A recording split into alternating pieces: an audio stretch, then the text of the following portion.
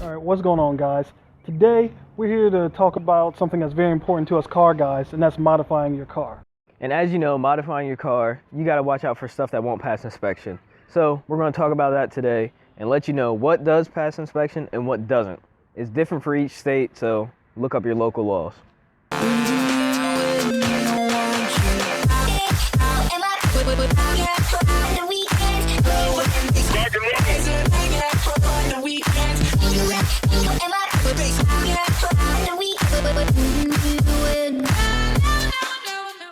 Alright, the first thing we're going to talk about, guys, is headlight overlays.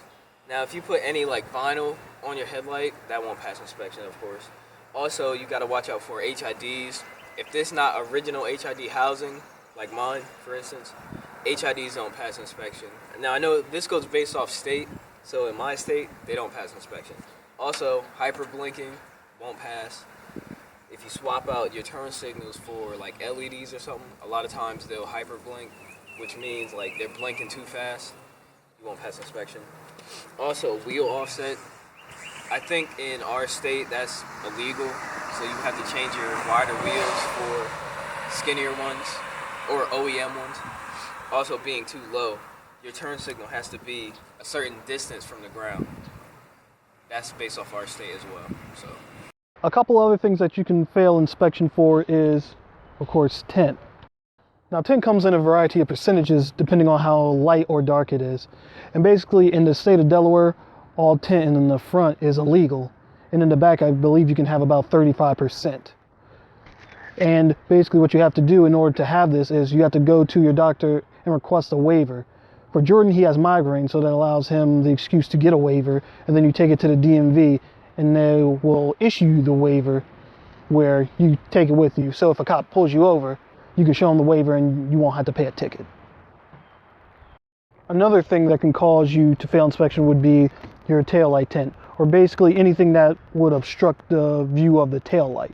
Obviously, tint darkens the lights and it may look good, but at the same time, if it's not bright enough, that'll be a red flag to any inspector when you're driving through for inspection. So, of course, that would fail.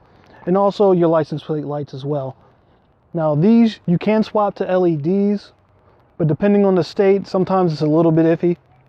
I know that Jordan actually had LEDs on his, and he also failed because of them. So it really is touch and go.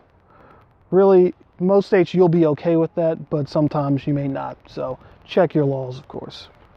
And just as a side note, lug nuts also can do that, and they can cause you to fail inspection. Our friend had spikes on his lugs, and he wasn't allowed to pass, so it is what it is. Another big thing we want to touch on is exhaust systems. Any straight pipe or catless exhaust, it's not going to pass inspection. And now I know in Maryland, they actually plug into your OBD2, and if your engine light's on, they'll know. So that's a big thing they check. What else is there?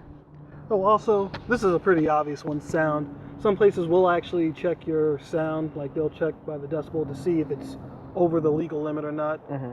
So most exhaust systems, if they are catless or something like that, they won't pass just because they're loud.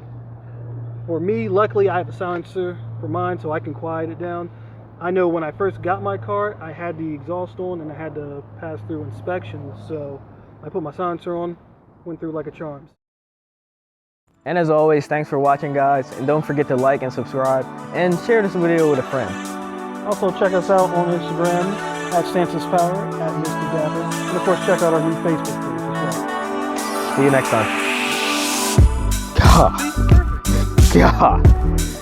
God.